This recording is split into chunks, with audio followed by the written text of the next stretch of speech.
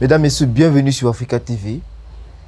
Dans cette nouvelle édition du Grand Angle que nous consacrons à la situation israélo-palestinienne à l'occasion de la série des bombardements engagés par le Hamas depuis le 7 octobre dernier, dénommé Déluge Al-Aqsa. Et pour nous entretenir et pour mieux comprendre la situation, ses ressorts et la perspective même d'évolution de cette crise, nous recevons le professeur Chanda Tomé, que nous ne présentons plus désormais. Bonjour professeur. Bonjour. Bon. Pour situer nos téléspectateurs en entamant cet échange avec vous, que se passe-t-il actuellement entre Israël et la Palestine, mieux Israël et le Hamas? Je crois que d'abord, je vous remercie de poser la question de cette façon. Mais il ne faut même pas poser le problème en termes de Hamas et État d'Israël. Je pense que c'est déjà faussé le débat. Il faut poser le problème en termes de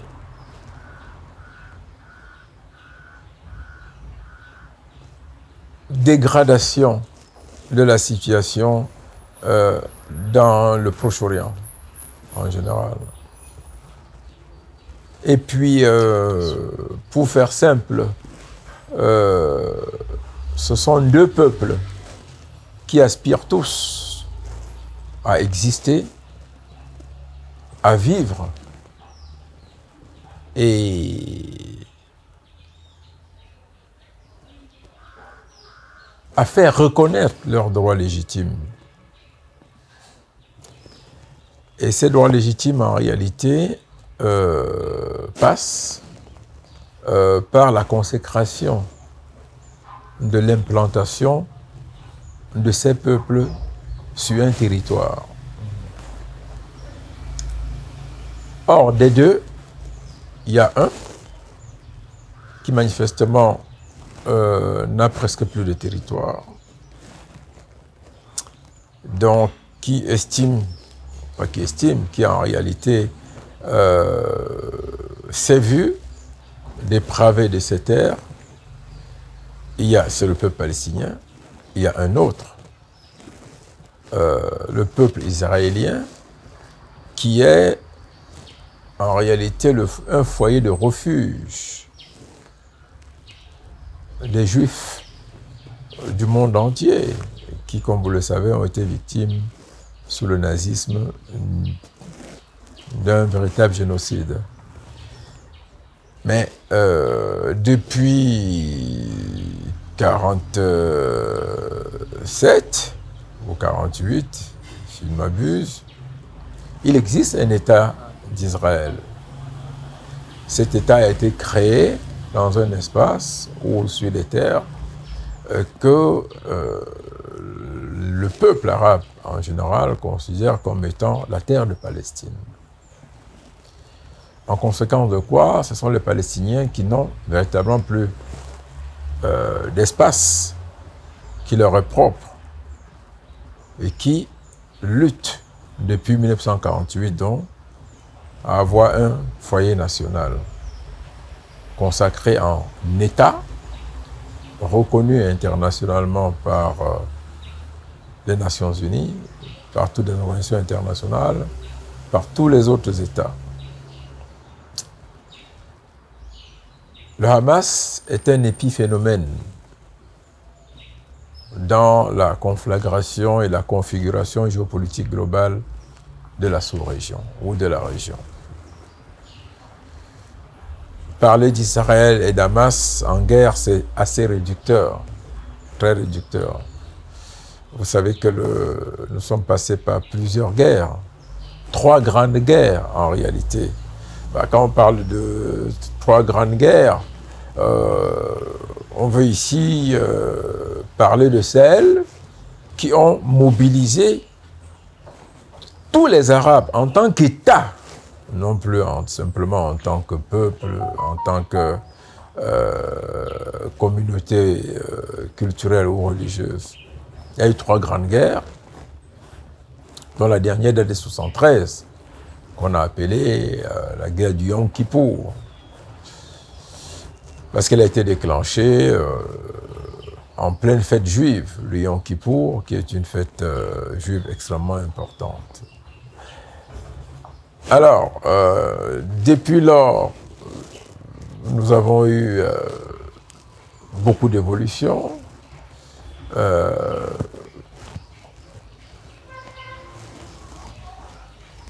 Nous sommes passés par la reconnaissance un peu molle, mais certaine, des droits du peuple palestinien. Ça a donné lieu à ce qu'on a appelé les accords d'Oslo. Okay? Mais avant ça, je dois vous dire que la guerre ne s'est jamais terminée. Les Palestiniens et les Israéliens sont en permanence en guerre depuis 1948. Donc ce qui se passe en ce moment, c'est simplement une étape. Et cette étape est considérée comme beaucoup plus dangereuse que les précédentes parce que elle coïncide avec un tournant important dans les relations internationales, qui est celui de la remise en cause, mais complète, radicale et même définitive, de l'ordre ancien, bâti, structuré, entretenu et imposé par la civilisation occidentalo-judéo-chrétienne. Pour faire court, on dit souvent par l'Occident, mais l'Occident, c'est assez vague. Aujourd'hui, quand on parle d'Occident, on regroupe tous les États qui sont vassalisés aux États-Unis ou qui, pour une raison ou pour une autre, professent des modèles de développement économique libéral. Mais là aussi, c'est devenu contestable. Il n'y a plus vraiment d'économie libérale, si vous voulez. C'est une grosse tricherie. Les États-Unis ne sont pas une économie libérale, la France non plus d'ailleurs.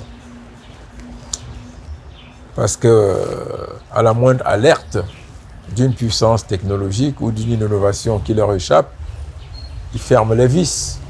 Ils disent non, ça n'entre pas chez nous. Ils trouvent des tas de prétextes. Ah, mais ça va nous espionner. On a vécu ça avec Huawei. On vit encore ça toujours avec Huawei d'ailleurs. On vit avec le virus russe, Kapetsky, qui est le meilleur du monde, que les Américains ont interdit sur leur territoire dorénavant. Et comme vous le savez, Huawei est victime de la même situation. En fait, pour revenir à votre question et pour être beaucoup plus précis, il ne faut pas succomber à la clameur journalistique de guerre entre le Hamas et Israël. Non, pas du tout. C'est pas juste.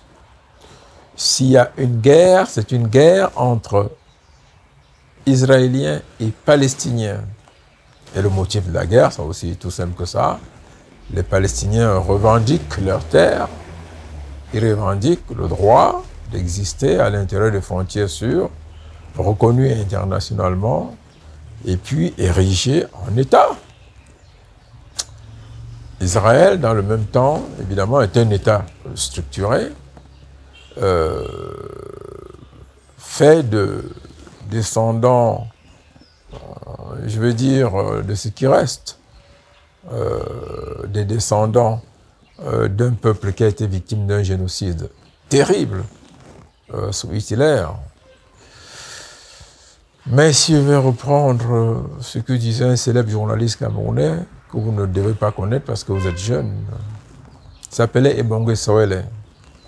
Il a travaillé, il était éditorialiste à Bingo. Bingo, c'était le seul magazine hebdomadaire en Afrique.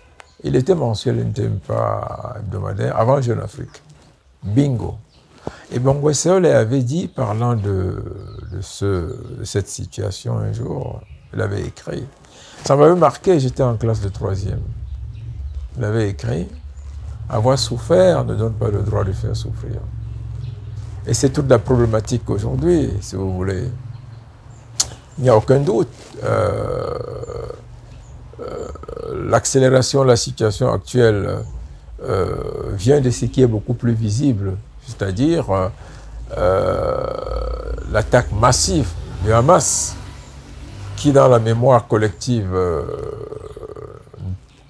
pas simplement des Israéliens, mais du reste du monde, est pire que le 11 septembre 2001 aux États-Unis, parce que le rapprochement n'est pas anodin. Avant le 11 septembre, les Américains n'imaginaient pas qu'ils pouvaient être attaqués aussi violemment sur leur territoire. Un pays qui n'a jamais eu la guerre sur son territoire et tout, ça avait été un choc terrible, près de 4000 morts. Et ce sont les centres névralgiques qui étaient attaqués, le Pentagone, le Capitole, la Maison Blanche, et puis les deux tours, symbole du capitalisme mondial, du World Trade Center à New York. Et dans le cas d'espèce, nous avons un des pays les plus militarisés du monde en termes de pourcentage de PIB consacré à la défense. Israël vient avant les États-Unis, avant la France, avant beaucoup de pays dans le monde.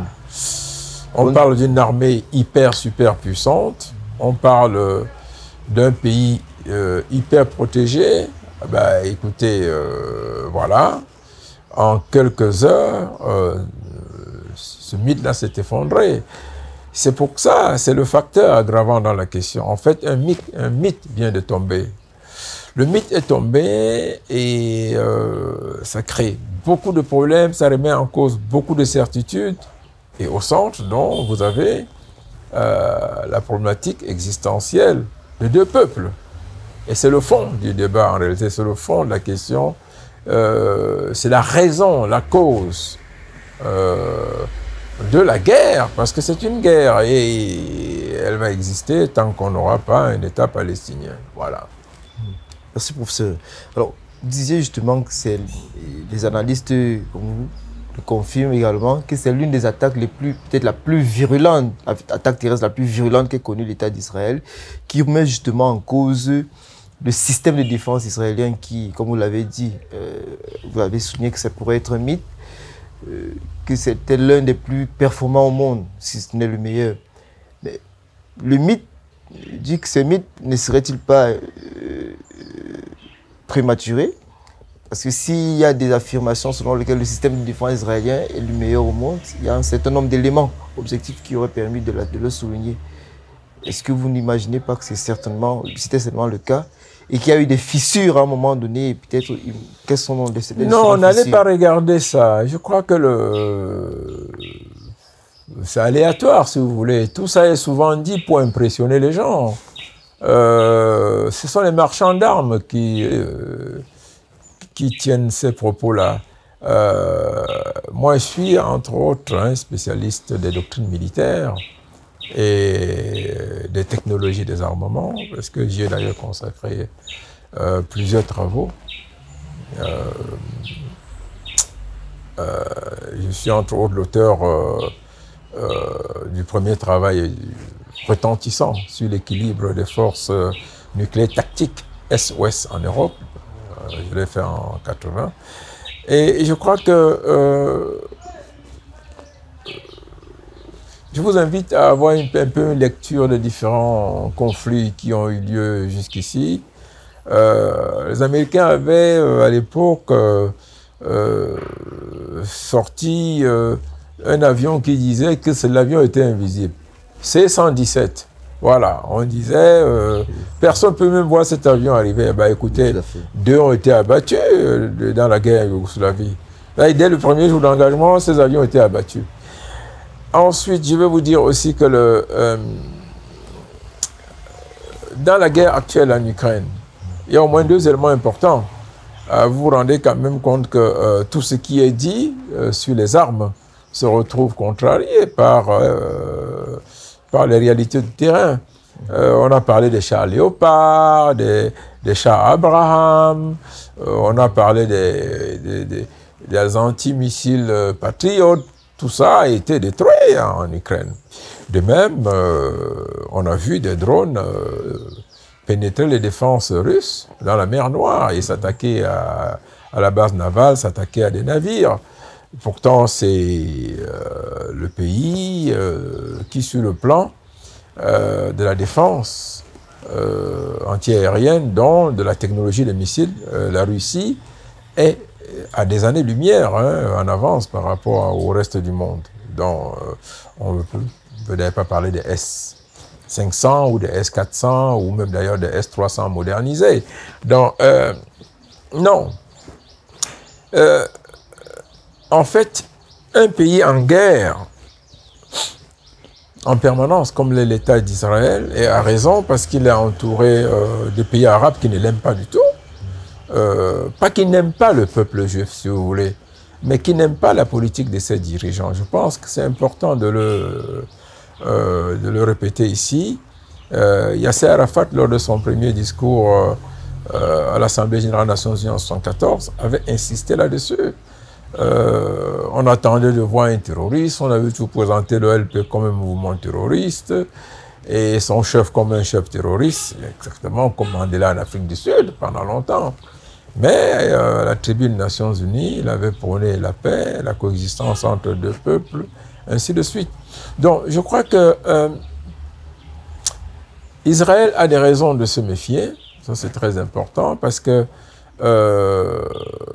pendant des années, si vous voulez, il y a eu quand même deux choses. La première, c'est Nasser qui disait, et c'était l'origine de la guerre de 56, Nasser qui disait, on va jeter les Juifs à la mer. Vous voyez, c'était pas très bien, hein, c'était tout ce qui est excessif n'est pas bon, c'était excessif. Ensuite, vous avez des mouvements nationalistes arabes qui sont nés et qui supportaient très mal, très mal, mais alors très mal, le fait qu'une frange de la nation arabe, dont le peuple palestinien, soit pratiquement en errance, si vous voulez, vivant à la condition de réfugiés durant des décennies. Alors, pour certains de ces mouvements, il n'a même pas été question il n'a jamais été question que l'État d'Israël existe ou continue d'exister, si vous voulez. Je vais aller beaucoup plus loin. L'ancien président Ahmadinejad d'Iran est allé le répéter jusqu'à la tribune des Nations Unies qu'Israël était une nation destinée à disparaître, un État terroriste qui ne devrait pas exister. Vous savez, ce sont des propos qui ne sont pas bons. Et quand vous avez comme ça un environnement qui vous est complètement hostile, mais qu'est-ce que vous faites? Vous ne dormez pas, d'ailleurs vous ne dormez même pas du tout, j'allais dire vous dormez d'un seul œil. Donc Israël a, au fil du temps, développé une industrie d'armement extrêmement solide, extrêmement performante. Et quand on dit Israël, je pense qu'il faut mettre un peu de panache, parce qu'Israël c'est les États-Unis en réalité. Même les fameux dômes de fer, le système antimissile israélien, il y a eu juste une esquisse, après ça a été amélioré avec les Américains, si vous voulez. Mais c'est un peu plus ingénieux, soutenu par tout le lobby juif qui tient la finance internationale et qui, d'une manière ou d'une autre, est prépondérant dans beaucoup de pays et influence la politique de beaucoup de pays.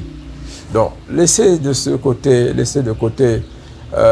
toutes les histoires complotistes qui sont véhiculées en ce moment.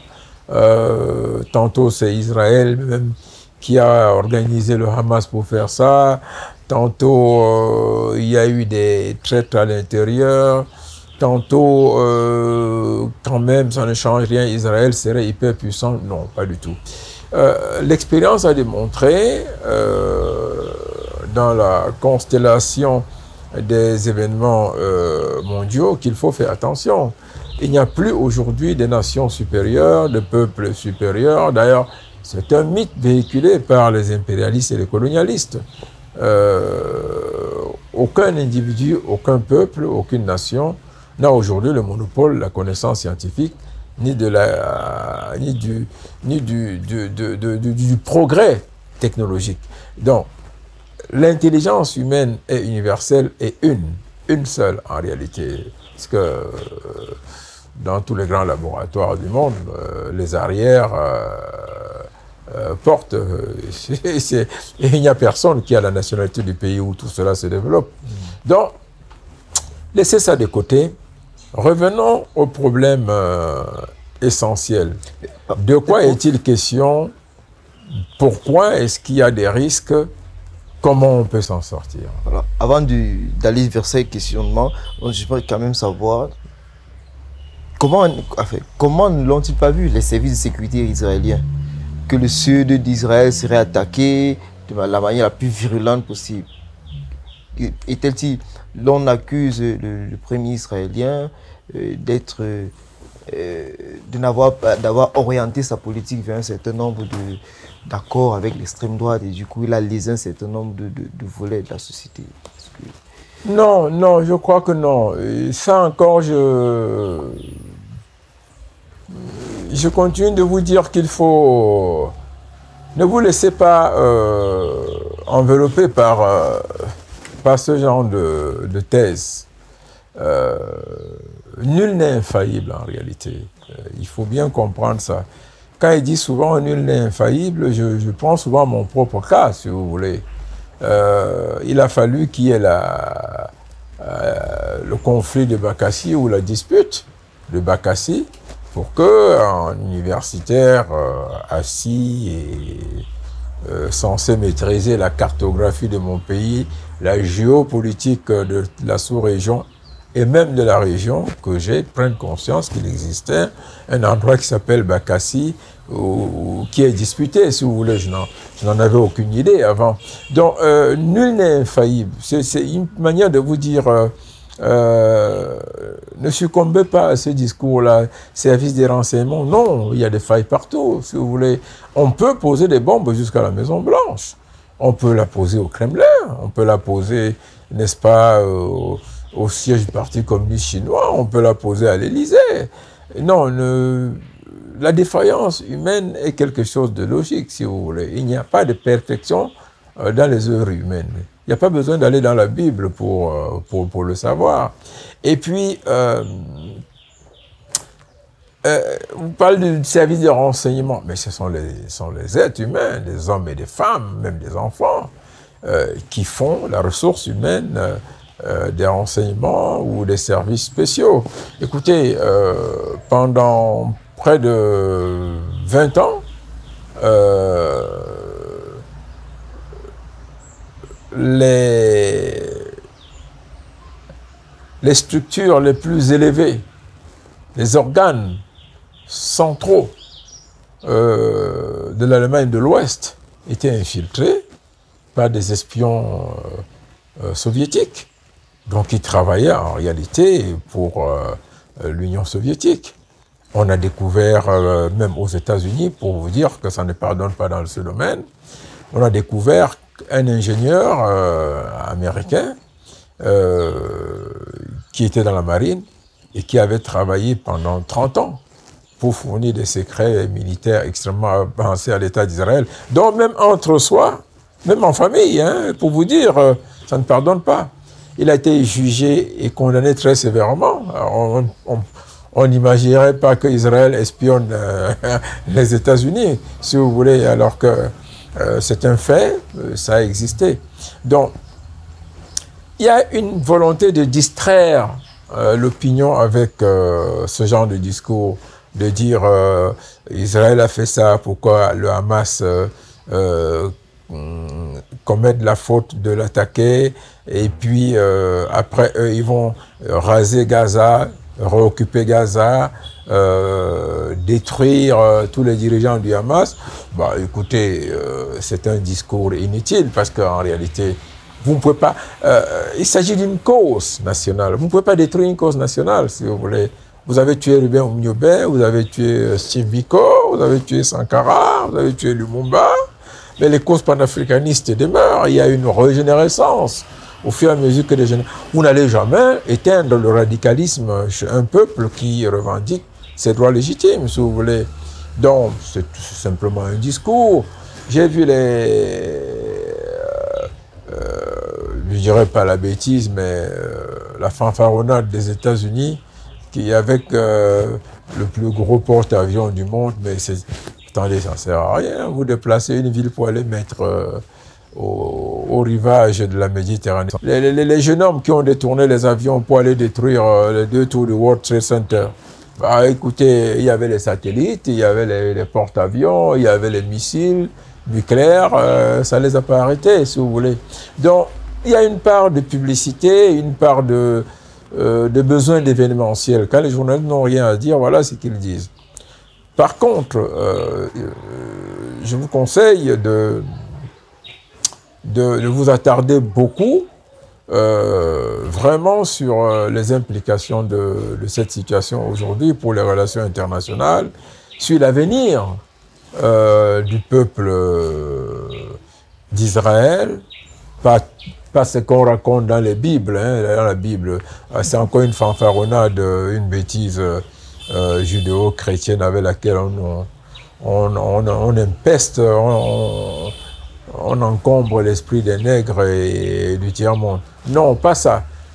Si vous voulez, fondamentalement, les Juifs du monde entier, si vous voulez, qui ont le droit à la sécurité, à l'existence, et même à un État, si vous voulez. Et puis, le peuple palestinien, peuple arabe, peuple musulman, islamique, qui fait partie d'une communauté religieuse, linguistique, anthropologique même, comprenez, et qui revendique des droits légitimes à un État, à une terre, et qui, manifestement, vit dans l'errance depuis des... Je ne sais pas si vous avez vu ces images-là. Moi, étudiant en France ou aux États-Unis, je vous assure que si vous avez l'occasion de parler à un Palestinien ou de vivre certains, j'avoue que vous êtes profondément touchés parce que ils sont répandus partout à travers le monde, ils sont dans l'errance. Et ils vivent dans la résistance dans leur tête. Et c'est pour ça que la situation actuelle est extrêmement dangereuse. Si elle échappe au contrôle de la diplomatie, on va aller vers une guerre mondiale. Et une vraie guerre mondiale, hein, parce qu'il dit une vraie guerre mondiale. Ce que le Hamas a fait est le 1/1000 de ce que ce Hamas-là et d'autres groupes palestiniens, d'autres groupes arabes qu'on ne connaît pas encore, peuvent faire et vont certainement faire si la situation évolue et s'empire pour les Palestiniens de Gaza. Et mettez-vous en tête,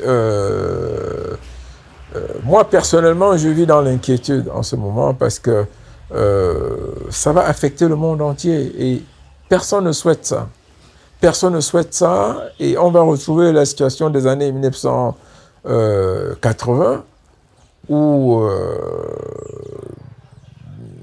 on avait des tueries de représentants palestiniens et de représentants israéliens, des attaques des synagogues partout à travers le monde. Et j'aime vous dire que il y a un moment dans l'histoire où tout cela commence et où ça se dérègle. C'est les Jeux olympiques de Munich en 1972 avec l'attaque du commando Septembre Noir du village réservé aux athlètes israéliens. C'était la première prise d'otage sanglante de la résistance palestinienne et à l'époque, c'était les terroristes, comme on disait, d'Abu Nidal, ainsi de suite, basés en Irak, une partie en Syrie, mais on a pu les éliminer au fur et à mesure, c'est ce qu'on a appelé des terroristes, mais au fur et à mesure, il y a une régénérescence. Et le danger en ce moment, c'est si la diplomatie ne réussit pas à résoudre définitivement ce problème. Moi, personnellement, j'ai des amis israéliens, j'ai toujours eu des amis juifs, j'ai des amis, de très très bons amis arabes et surtout palestiniens. J'ai des amis que j'ai rencontrés dans mes sorties internationales ou au cours de mes études qui sont maintenant représentants de la Palestine dans beaucoup d'organisations internationales. Je bavarde avec eux, si vous voulez. Et je bavarde régulièrement avec des amis israéliens. Et croyez-moi, d'un côté comme de l'autre, personne n'est tranquille. Mais je peux vous dire que la menace vient beaucoup plus du côté palestinien. Parce que c'est eux qui estiment être dans la souffrance, c'est eux qui estiment être vraiment dans la répression, dans l'ignorance de leurs droits.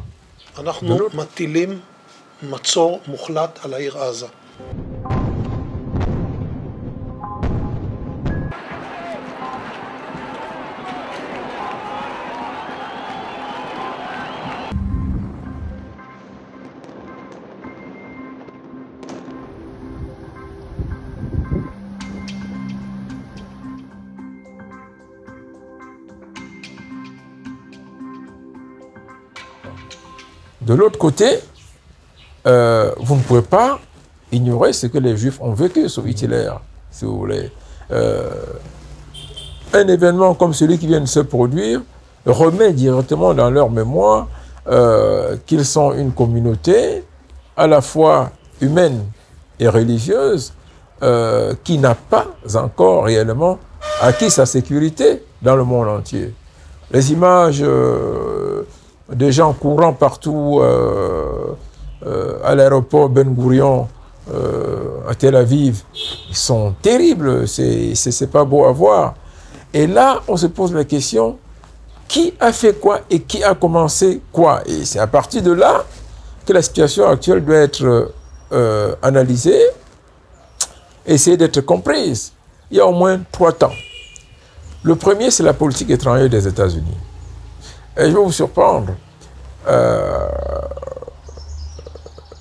J'ai fait un immense travail de recherche qui m'a amené à essayer de comprendre les profondeurs de la politique étrangère des États-Unis. Les grands principes, les fondements et les mécanismes dans la structuration des relations internationales et la formulation des normes du droit international. En 82, quand Israël occupe pratiquement une partie du Sud-Liban et la bombarde durement, je suis aux États-Unis. Et une amie qui était avocate a suscité une rencontre entre le congressman, le député de son État, avec le ministre de la Défense, qui s'appelait à l'époque Caspar Weinberger. Ah ben, écoutez, le député a demandé au ministre américain, au secrétaire d'État de la Défense, Caspar Weinberger, pourquoi est-ce que vous n'arrêtez pas Israël? Et le ministre a répondu, mais parce que nous ne pouvons pas arrêter Israël. Il dit, mais pourquoi vous ne pouvez pas arrêter Israël? Il a dit, mais parce que nous ne contrôlons pas notre politique étrangère par rapport à Israël. Dès qu'il s'agit de cette région du monde. Mais pourquoi est-ce que vous ne contrôlez pas votre politique étrangère dans cette région du monde? Mais parce que le lobby juif ne nous permet pas. Et pourquoi le lobby juif ne vous permet pas? Est-ce que c'est le lobby juif qui vous commande? Il a dit, oui. Le lobby juif commande, oriente et impose à la politique étrangère des États-Unis. Ça, c'est un premier élément. Ce premier élément vous amène à faire quoi? À vous dire, dans ces conditions-là, ça veut dire que la solution de ce conflit, de cette guerre, de cette situation inacceptable, réside aux États-Unis, oui ou non, ou dans la communauté juive à travers le monde. Ça, c'est une première approche. La deuxième approche, le comportement personnel des dirigeants américains. Mais pourquoi ne font-ils rien? Ben, ils ne feront rien parce qu'en réalité, la communauté juive et la finance juive pèsent lourdement dans les élections aux États-Unis. Alors, Donald Trump, où la situation s'envenime, on a pensé qu'après ce qu'on a appelé les accords de Camp David, qui ont ramené l'Égypte dans le giron pratiquement des États-Unis, en faisant la paix avec Israël, vous savez que nous avons suivi, moi je parle maintenant en tant que diplomate camerounais, l'Afrique, nous avons suivi l'Égypte en nous disant on ne peut pas être plus réaliste que le roi. Nous avons rétabli nos relations avec Israël et ainsi de suite. Nous sommes rentrés, on a abandonné un peu le radicalisme du tiers-monde qui ne voulait rien savoir, qui rejetait Israël. Et on est rentré dans une stabilisation, un apaisement des relations internationales. On a dit, après tout, il y a une histoire, le peuple juif qui a quand même souffert aussi. Nous sommes pro-palestiniens globalement parce que la Palestine nous rappelle l'Afrique du Sud. Ça a été les mêmes luttes, si vous voulez. Mais dans le même temps, on ne peut pas continuer un peuple comme ça, sur un territoire, même si c'est contesté, n'est-ce pas, l'extraciser, si vous voulez, l'ostraciser. Et on a remué massivement avec l'État d'Israël. Et puis, il restait maintenant à résoudre l'épineux problème des Palestiniens. On fait quoi? Eh bien, on a travaillé diplomatiquement, il y a eu les accords d'Oslo, on a créé une autorité palestinienne, et puis il y avait un timing, un calendrier pour évoluer vers un État palestinien, et puis la coexistence de deux États dans des frontières sûres et reconnues internationalement dans la région. L'État d'Israël, l'État des Palestines. Mais par la suite, en réalité, il n'y a jamais eu l'autorité palestinienne s'est constituée, réellement. Mais alors, la colonisation israélienne ne s'est pas arrêtée. Israël a continué la colonisation des terres qui faisaient l'objet d'une interdiction par des résolutions des Nations Unies. Ça, c'est très important. Petit à petit, tout ce qui aurait pu constituer le cœur d'un État palestinien a été occupé petit à petit. Et avec l'aval des États-Unis, et de l'Europe, puisqu'en réalité leurs protestations ont été très molles, avec certainement nos propres protestations, africains, le reste du monde et tout, mais face à la logique des grandes puissances qui soutiennent une nation, on ne peut rien faire. Alors, on a glissé dans quoi? Parce qu'il faut comprendre la problématique. Toute la problématique, c'est quand même un contrôle de la sous-région, et de la région tout court. Or, dans la région, la tendance a été, depuis la création des Nations Unies, et à un discours très progressiste, tiers-mondiste, dont versé dans le camp du pacte de Varsovie et des nations communistes et socialistes. Voilà, en réalité. Et pour les États-Unis, Israël a toujours représenté ce qu'on peut appeler le pistolet dans la région, la gâchette, pour beaucoup de raisons. D'abord, d'un point de vue géopolitique et d'un point de vue géostratégique. Ensuite, pour des raisons de politique interne, la massification de la puissance juive à l'intérieur des États-Unis renvoie au discours du ministre de la Défense, que je viens de vous répéter tout à l'heure, qui en réalité renforce l'État d'Israël vers des actions qui ne peuvent pas forcément être des actions pacifiques. Et tout a été fait, mais on n'a obtenu aucun accord. Clinton, avant son départ, avait essayé, jusqu'au dernier jour. Il avait même pris en otage le premier ministre israélien et le président de l'autorité palestinienne à Camp David pendant 2 semaines durant. Non, presque 2 mois, pour les amener à conclure un accord. Jusqu'à la veille de son départ, il essayait encore. On pensait qu'on aurait un accord. Il n'y a pas eu d'accord. Conséquence, avec le temps, les accords d'Oslo sont tombés dans l'eau. Alors, quand on dit que les accords d'Oslo tombent dans l'eau, ça veut dire simplement que les radicaux palestiniens vont reprendre du poil de la bête, et c'est ce qui s'est passé. Israël s'est retiré de Gaza. C'était une excellente chose. D'ailleurs, c'était intenable. Mais, vite fait, les radicaux palestiniens ont occupé Gaza. Et on a fracturé l'autorité palestinienne. Alors, on a passé le temps maintenant sur 3 fronts. Le premier front, refaire l'unité arabe. Deuxième front, refaire l'unité palestinienne. Troisième front, réinstaller la cause palestinienne en général et la création d'un État palestinien dans toute la problématique et l'agenda des institutions internationales. Et, vous savez, chaque fois que vous compliquez les choses, le virus du mal s'introduit et ronge les choses. C'est exactement ce qui s'est passé.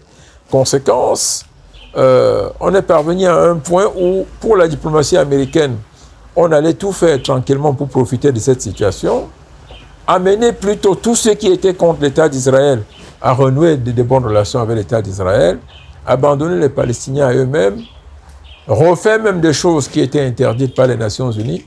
Et voilà comment est-ce que un président, Donald Trump, qui est un des responsables de la situation actuelle, hein, c'est lui le principal responsable de la situation actuelle. Ça, c'est très important. Il avait deux choses à faire. Mettre la capitale d'Israël à Jérusalem, qui est une capitale contestée. Hein, c'est contraire à toutes les résolutions des Nations Unies. Il a fait ça comme à la fois comme un bandit, un provocateur, et puis de manière arrogante, si vous voulez. Et ensuite, il a contraint beaucoup d'États à aller mettre leur capitale dans le même coin. Les États faibles, si vous voulez, à transférer leur capitale de Tel Aviv à Jérusalem. Ça, c'est fondamental. Et dans un troisième temps, il a tout fait pour amener beaucoup d'États, surtout des États arabes, si vous voulez, à refaire leurs relations avec, à rétablir leurs relations avec l'État d'Israël. Y compris, vous avez vu, le cas du Maroc, si vous voulez. Ça met aujourd'hui le roi du Maroc dans une situation absolument intenable. Alors, une question importante se dégage. Est-ce que réellement les dirigeants israéliens successifs ont travaillé pour sécuriser l'État d'Israël et le peuple juif?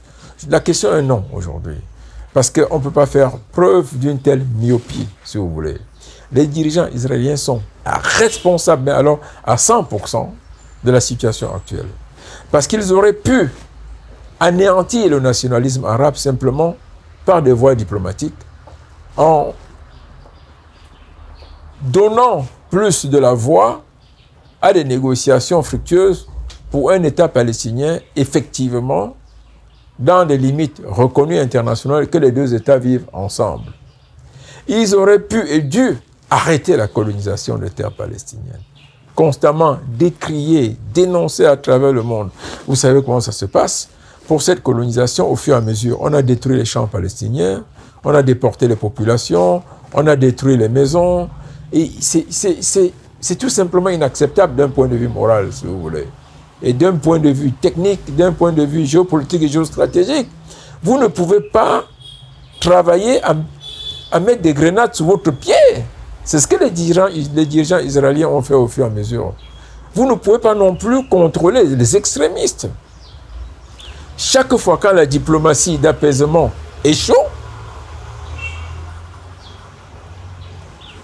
le radicalisme nationaliste, réparateur, reconstructeur, revendicateur et attakatoire vibre, se prépare et gagne même, si vous voulez. C'est extrêmement important et gagne. Pendant longtemps, c'était qu'on ne pouvait pas parler aux Palestiniens. Vous savez, le premier noir, Andrew Young, qui a été représentant des États-Unis aux Nations Unies, le pasteur Andrew Young, ancien maire d'Atlanta, a été démis de ses fonctions parce qu'il avait reçu le représentant de l'OLP à la délégation des Nations Unies, des États-Unis à New York. C'est quand même quelque chose de... Ça, si vous imaginez, Mandela qu'on présente aujourd'hui, même en Occident, hein, vous allez à la Grande Bibliothèque de France, un peu partout, vous avez la photo de Mandela, les Occidentaux le glorifient encore plus que les Africains.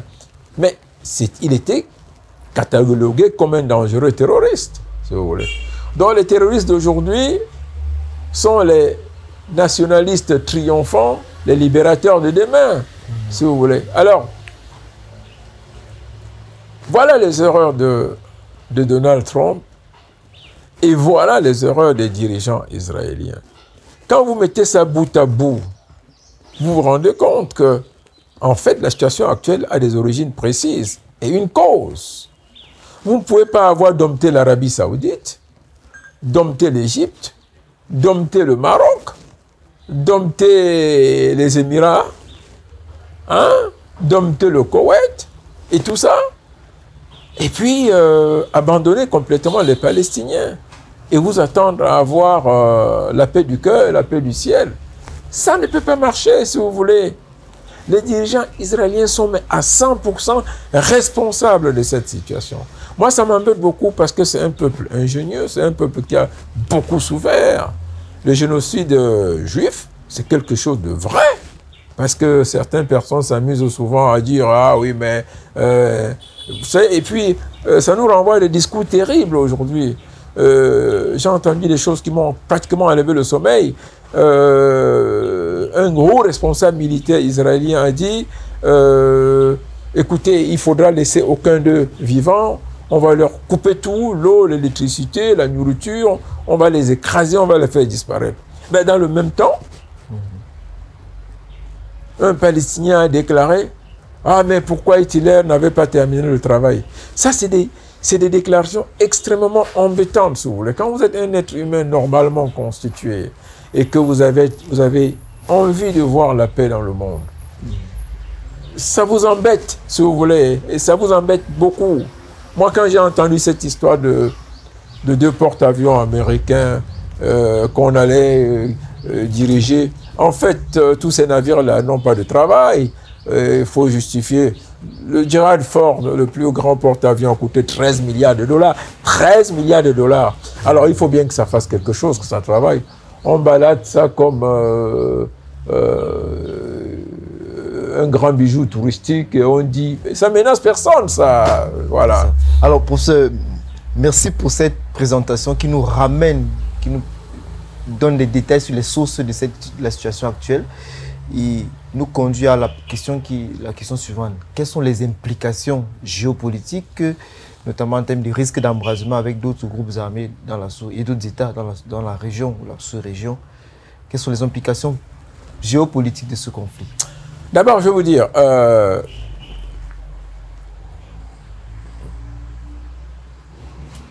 vous êtes quand même au courant qu'Israël a bombardé la Syrie. Tout à fait. Et elle le fait en permanence. Israël le fait en permanence.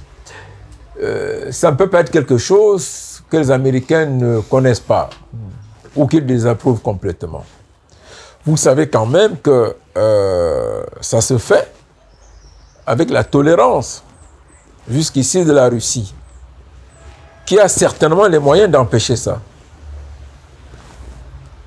Vous savez que le Liban, en réalité, est un État arabo-chrétien, mais il est surtout une base importante d'un radicalisme arabe à nul autre pareil, dirigé par des chiites. Vous savez également que l'Irak, c'est encore un pôle extrêmement dur et radical du nationalisme arabe. Vous savez aussi que la plus grande nation arabe, d'un point de vue militaire, qui est voisine d'Israël, en l'occurrence l'Égypte, dispose toujours de moyens militaires importants, de souches de radicaux extrêmement puissantes. Vous savez dans le même temps qu'un pays comme l'Arabie Saoudite ne restera pas complètement à l'écart d'une confrontation où on va voir les Palestiniens écrasés et détruits. Parce que ces régimes-là peuvent tomber. De l'Égypte à l'Arabie Saoudite et jusqu'au Maroc même. Il ne faut pas écarter l'éventualité d'un coup d'État au Maroc. Ça, ne l'écartez pas dans les jours à venir. Bien qu'en réalité, les services israéliens soient déjà très actifs là-bas, le Mossad particulièrement. Ce qui se passe en ce moment, c'est que Si la diplomatie échoue, nous allons avoir une guerre qui va accélérer et finaliser une recomposition du monde voulue et engagée par la Chine et la Russie, dont l'Ukraine, en réalité, n'est qu'une étape dans l'exposition et la matérialisation. Parce qu'il ne faut pas se tromper, la guerre mondiale a commencé. Elle n'a pas pris de l'ampleur simplement parce qu'il y a encore un camp qui estime qu'il faut encore voir venir. Les États-Unis, la France, la Suède, l'Allemagne, la Belgique, tous ont des troupes, pas des armes, des troupes et des armes en Ukraine. Il n'y a plus d'armée ukrainienne en réalité, depuis au moins 1 an. Ça n'existe plus. Elle a été complètement détruite. Ce qui existe aujourd'hui en Ukraine, ce sont les armes et le personnel occidental. Donc, la guerre mondiale est en cours. Sauf que de l'autre côté, Chine, Russie et autres, on n'a pas décidé de donner la pleine mesure à une réponse structurée. Parce qu'on estime qu'on est encore en mesure de les laisser bien s'embêter, bien se ruiner, bien s'autodétruire. Les calculs géostratégiques aujourd'hui mettent en exergue une volonté des puissances russes et chinoises de laisser la situation pourrir, un peu comme on voit un individu s'avancer dans un piège, un bourbier, et on dit, quand il va arriver à un certain stade, il ne pourra plus en sortir. Là, on va simplement le cueillir ou bien il va tomber seul. Alors, Russes et Chinois, en réalité, se limitent aujourd'hui à des proclamations douces. Ils ne font pas de grandes annonces guerrières. Ils laissent le soin aux jeux politiques internes des États, des pays occidentaux, de régler ce problème-là. Parce que ce qui est très certain, les gouvernements vont tomber un à un en Occident à la suite de ces 2 crises. La plus grave des erreurs a été, au-delà de ce qu'on voyait déjà en Ukraine, de faire des déclarations extrêmement violentes et virulentes appelant Israël à écraser les Palestiniens. Une grosse erreur. Une grosse erreur. C'était déjà comme ça à peu près le 11 septembre. Le 11 septembre 2001 résulte de la désinvolture, de l'inexpérience, de l'inconscience, de la bêtise du nouveau président américain à l'époque, George Bush fils, qui quand il prend le pouvoir en janvier 2000, dit que sont même ces histoires-là, ils s'en foutent, ils n'ont qu'à s'entrebouffer. Il se retire de beaucoup d'accords internationaux sur la limitation des armements et le contrôle des armements, sur le climat, sur les armes à sous-munitions et tout. Et débrouillez-vous, nous on s'occupe des États-Unis et du peuple américain. Vous trouvez 2 enfants en train de se battre, il y a un colosse, un autre qui est tout petit, vous dites vous vous en foutez. Alors le tout petit dit, d'accord, j'ai compris. Le grand frère là dont on pensait qu'il pouvait même nous séparer et donner des conseils, voit quand même qu'on est en train de me tuer ici. Il dit que qu'on se débrouille, hein? D'accord, je sais comment je vais me débrouiller. Il va au quartier, fabriquer le piment, chercher les couteaux et tout, pour venir piquer les gens par derrière avec. C'est ce qui s'est passé. Septembre 2001, voilà l'image très simple. C'est la jeunesse arabe radicalisée qui, face à l'arrogance américaine, à l'abandon de la cause arabe, palestinienne surtout, par les États-Unis, dit, ah bon, eh ben, ils font ça pour que Israël nous écrase davantage. Très bien, on va se venger. Et ils se préparent, et pour tout vous dire, quand je parlais tantôt, Moi, quand j'étais petit, quand on voyait quelqu'un, on disait qu'un pilote d'avion, moi, je peux conduire un avion. Je me donnerais même pas 3 ans, hein, même pas 2 ans pour savoir conduire un avion aujourd'hui. Même pas 2 ans. Tout ça, c'est l'intelligence humaine, c'est la science. Tout le monde peut y avoir accès. Alors, du coup, une bande de jeunes, ils étaient 19, ont désacralisé le pilotage des avions. Sont entrés dans l'avion, détourné 4 avions de ligne américains, et puis on va aller jeter ça sur les États-Unis. Voilà la réalité. Hein, ça, c'est très important. Et donc, chaque fois que vous vivez avec le doute, que vous vivez avec la terreur, que vous vivez avec le remords, consciemment ou inconsciemment, à partir des fautes, à partir des crimes, à partir des injures, à partir des haines, à partir de vos défaillances à l'endroit de quelqu'un ou des intérêts de quelqu'un. Mais vous n'êtes pas en sécurité. Vous êtes en danger permanemment. Même en vous armant dans tous les sens, quels que soient les types d'armement, vous ne serez jamais en sécurité. C'est pour ça qu'on parle d'asymétrie dans la guerre et dans les confrontations. La symétrie veut dire quelque chose de très organisé face à quelque chose qui ne respecte en réalité aucune norme établie. Donc il peut venir de partout, de n'importe comment. Pendant que vous êtes dans les règles, pendant que vous êtes dans les calculs cartésiens, ils sont dans le pala-pala. Parce que justement, dans le même temps, le Hezbollah libanais est en train de rentrer dans la danse de cette situation, avec l'appui de l'Iran, justement, oui, très immédiatement. Attendez, je vous ai dit tantôt, tout ça c'est des choses que l'on dit. On connaît le Hezbollah et l'Iran, mais on sait qu'il y a quoi d'autre. Parler de l'Iran, c'est déjà rentrer dans une symétrie. Même le Hezbollah, c'est déjà une symétrie, parce qu'on connaît.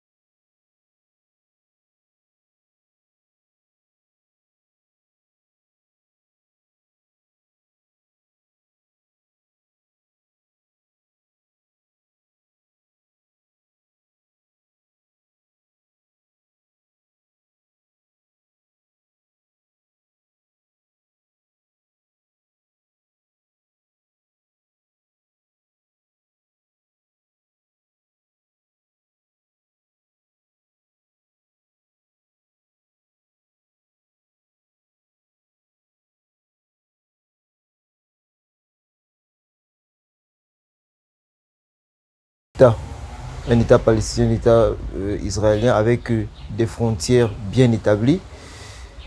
Que faut-il envisager pour avoir un espace géographique, un espace territorial bien consacré aux Palestiniens?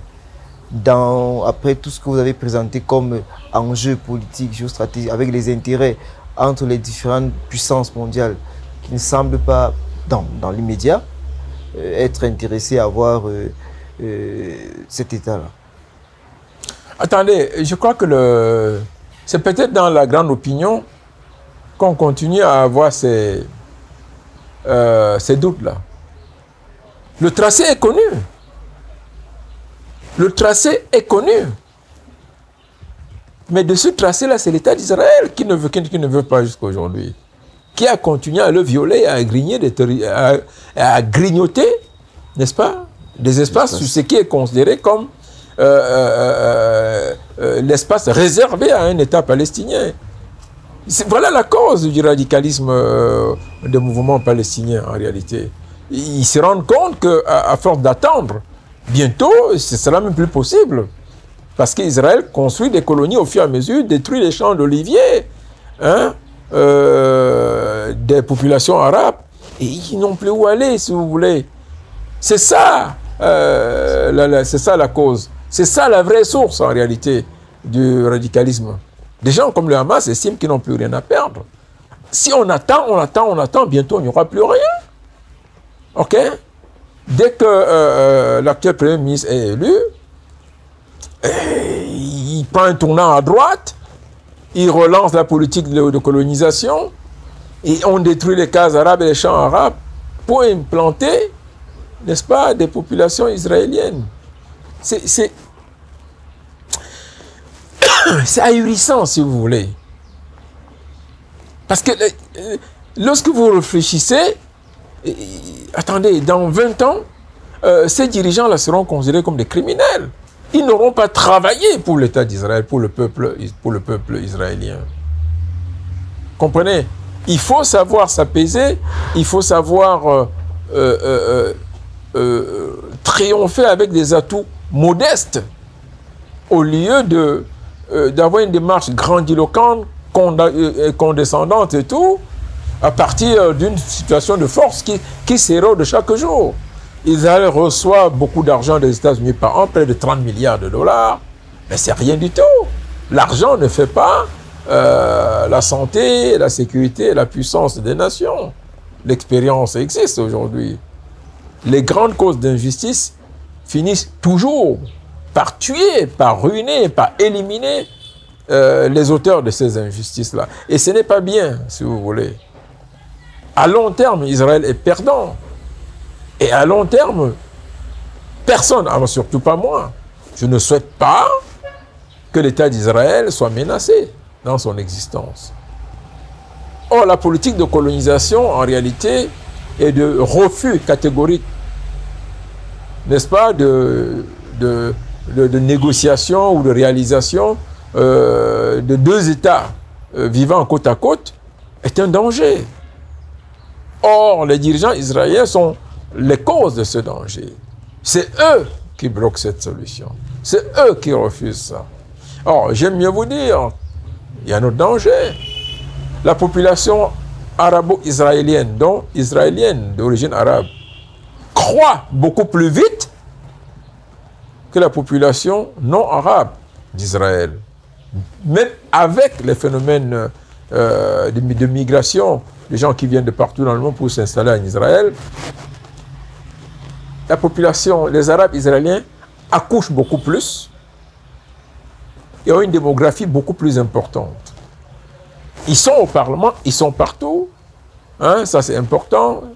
C'est quand même un État qui fait encore des élections propres, donc même des Arabes sont au Parlement, ont même un groupe d'ailleurs, et puis peuvent se battre à l'intérieur d'Israël pour dire non, la politique que nous faisons n'est pas bonne, elle va nous perdre. Or, à long terme, ils vont devenir majoritaires. Ce qui est important, c'est qu'il faut savoir aujourd'hui que en Israël, vous avez des Israéliens qui sont contre la politique de leur pays. Dans le monde arabe et même en Palestine, vous avez beaucoup de non-violents. Tout le monde n'est pas pour la violence. La violence s'impose simplement comme une alternative obligatoire, une alternative de dernier champ. Parce qu'en face, il n'y a pas de visibilité dans les proclamations des dirigeants israéliens. Merci, mesdames, messieurs, de nous avoir suivis. C'est sur ces mots, de ces mots que nous achevons cet entretien, ce grand angle sur la situation israélo-palestinienne et plus largement la situation au Moyen-Orient, avec pour inviter professeur Chanda Tomé. Merci professeur de nous avoir accordé de votre temps. Je vous en prie. À très bientôt sur Africa TV.